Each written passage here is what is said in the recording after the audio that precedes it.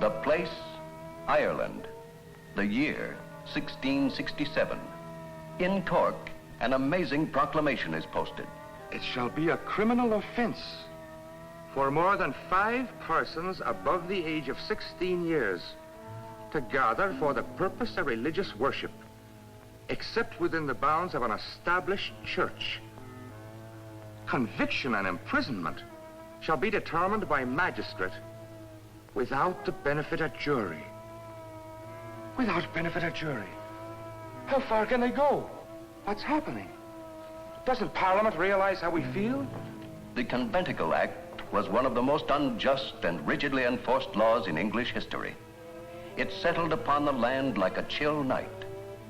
Its enactment by the Cavalier Parliament of Charles II caused a feeling of discontent. And out of this discontent, resentment was born. From the first, it was inevitable that there would be some, in this Irish town of Cork as well as in other parts of the British Isles, who would not and could not obey it. This is the true story of one such man. So this is the meeting place of the group called the Friends. Yes. Well, if there should be a raid tonight, and if these should be found here, thy entire future might be ruined. You must let me go out there with you tonight.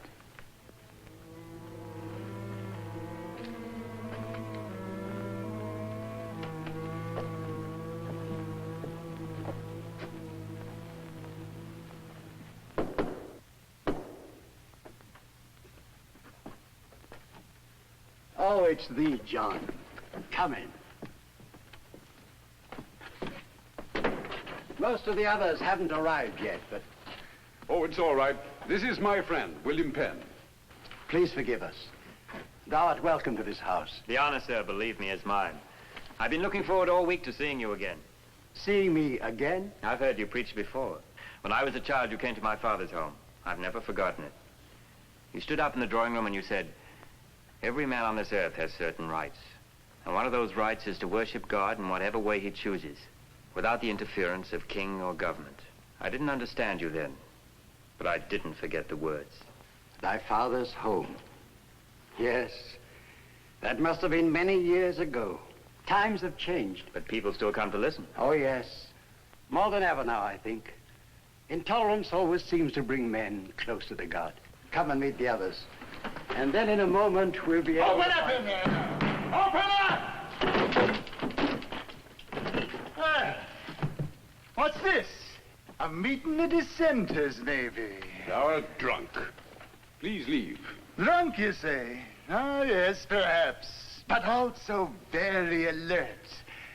You know, I've been watching this house for days. Now it occurred to me that you might be holding religious meetings here. Of course, I could be wrong. I could be convinced this was nothing more than a private party. Please leave this room. What's that? Friend Penn.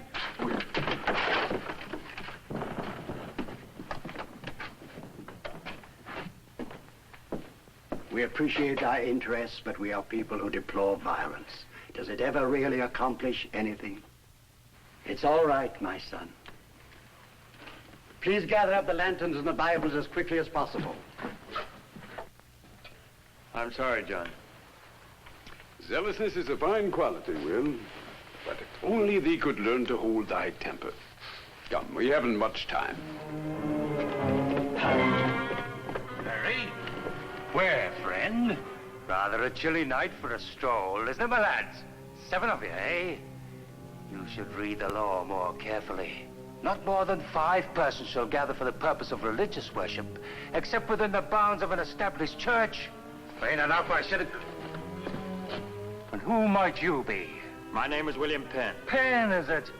And a relative, no doubt, of Admiral Sir William Penn of London? My father. I was sent over to Ireland to take charge of his estates here. You, his son?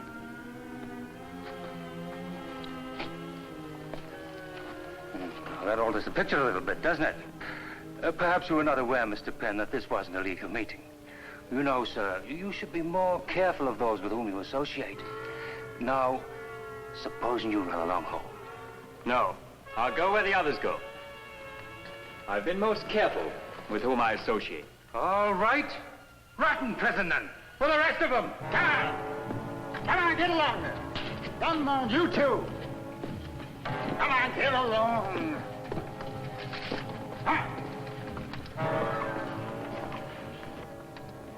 But the importance of their prisoner was a fact that could not be taken lightly by the Irish authorities. A message was hurriedly dispatched to Admiral Sir William Penn himself, asking for instructions. And in London, a shocked Sir William felt as though his world had collapsed. But his reply was quick and decisive. Bond was posted immediately and reassurances given. Penn was released and ordered to set sail at once for England. Asking his friend John Morley to accompany him for moral support, Penn hurried toward London and home.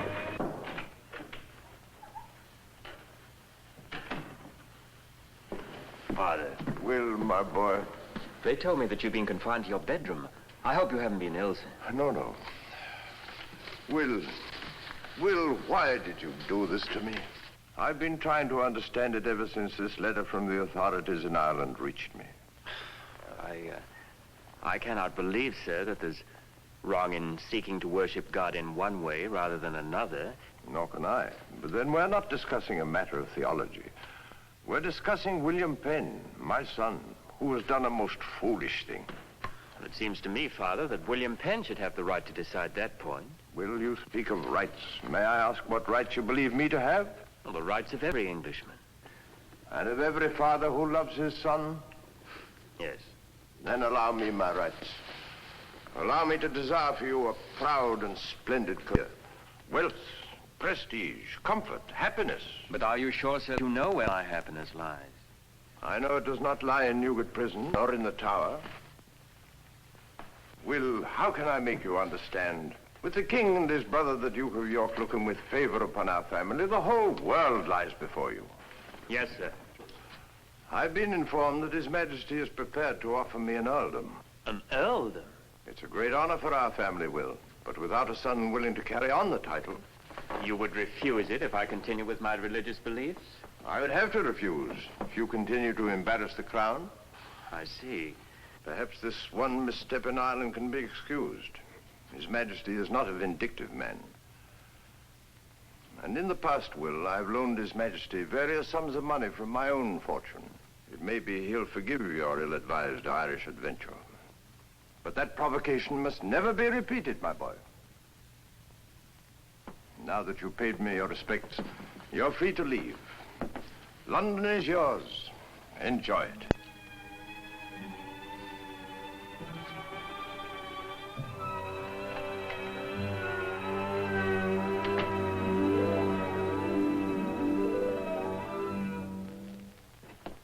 Well, was it as bad as he expected? In many ways, it was worse. Remember, John, my father and I have always been very close. I understand. Well, I suppose I should be getting along. I must stop by the house of Isaac Pennington. Pennington? He's one of your greatest men, isn't he? I'd very much like to meet him myself. Will, come with me by all means if he wishes. On the other hand, if he doesn't wish... I do want to come, John. I can see no harm in meeting Isaac Pennington.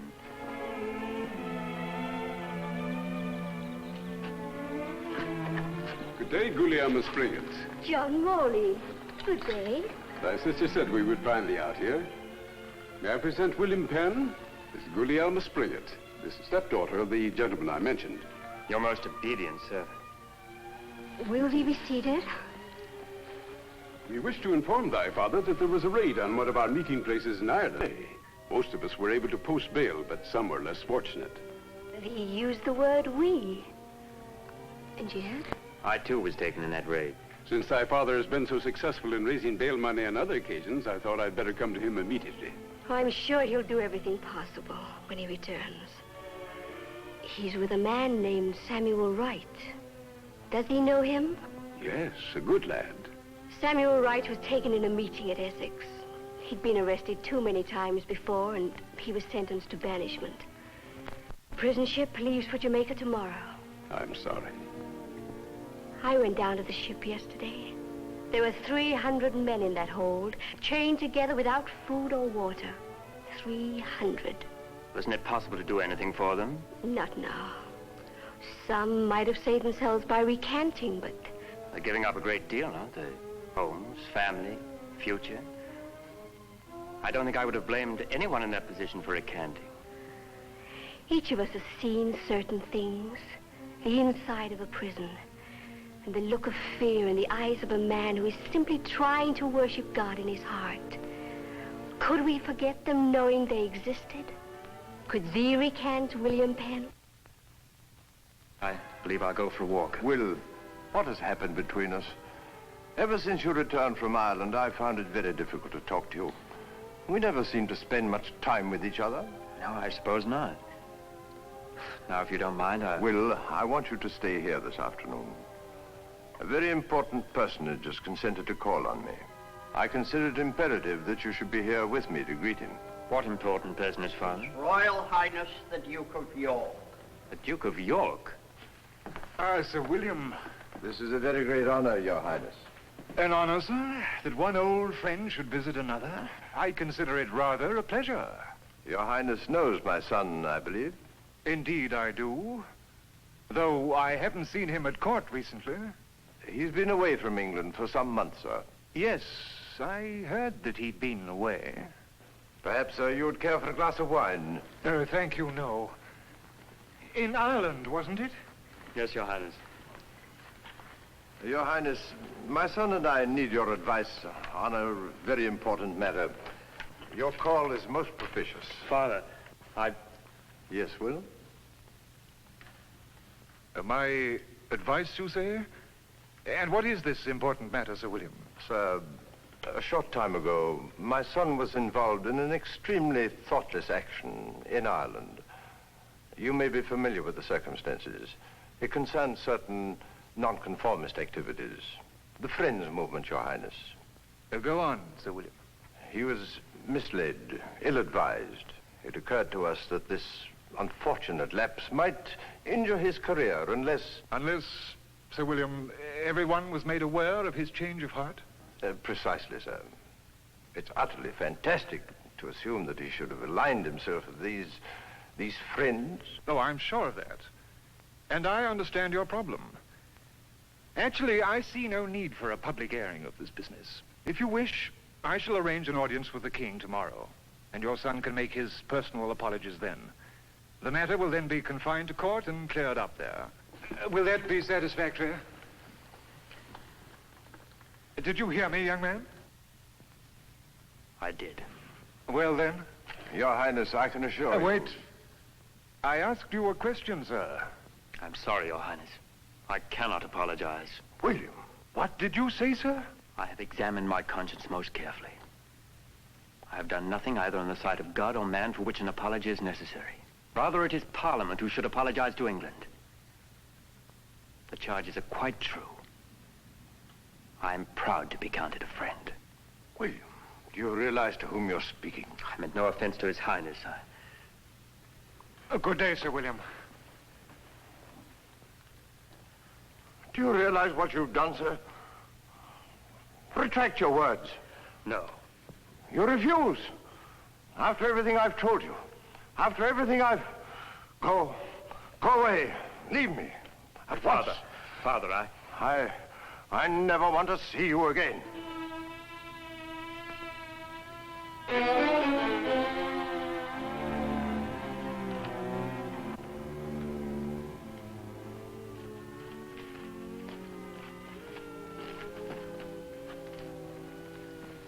My friend, Guglielmo Splendid told me what happened.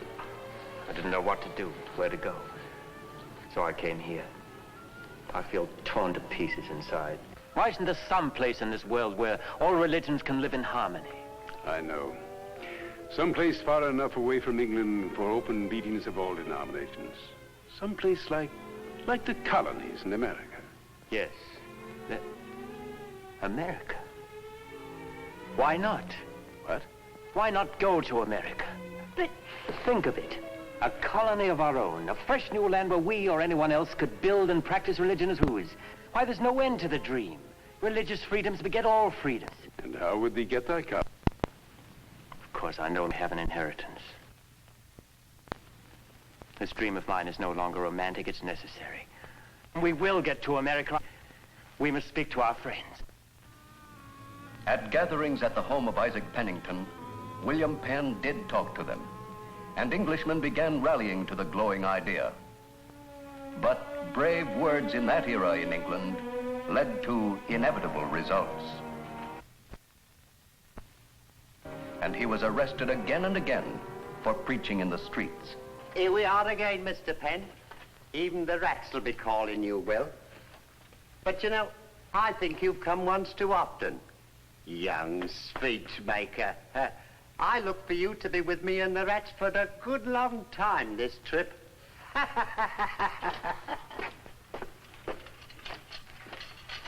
But Penn's faith was never to waver, and the rift with his father continued until the Admiral was close to death. What was that name of Will's friend? Morley, sir. Do you know where he lives? I could find him. I want you to bring me a pen and some paper. Yes, sir.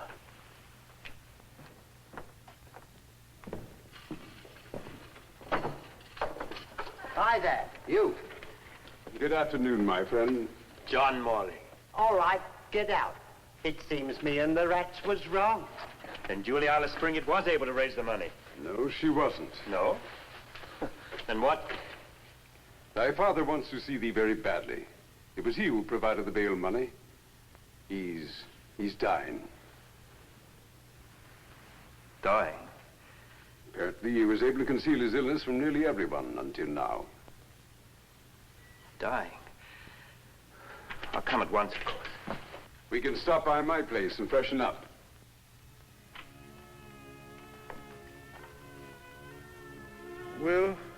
Will? Yes, Father. I've had your room prepared. You'll stay here. Of course, Father. And I'll try to get some rest. I have been resting. Resting and watching Watching, sir? for months. It took me a very long time to understand the difference between stubbornness and integrity. Father. There's one thing that I must know. You can believe that I honestly thought I was doing everything in your best interests. I've always believed that, sir. I wanted you to compromise. I thought that compromising would bring ease and happiness. But I was wrong, Will. And I would have wronged you. At last I realized what Parliament had become. And what England had become. My eyes had been closed to it. Father. And in my blindness, I lost my son. No, Father. Let me finish. You will inherit everything I possess. In addition to that, the king owes me £16,000. I could never ask him for it. Now it will be for you to secure it from the crown. To that end, I've written to the Duke of York, asking him to use his influence and give you all the protection he can. You see, I've come to understand your dream, Will. A colony in America for religious freedom. And surely it's the freedom that leads to all the others. It's a splendid dream, my son.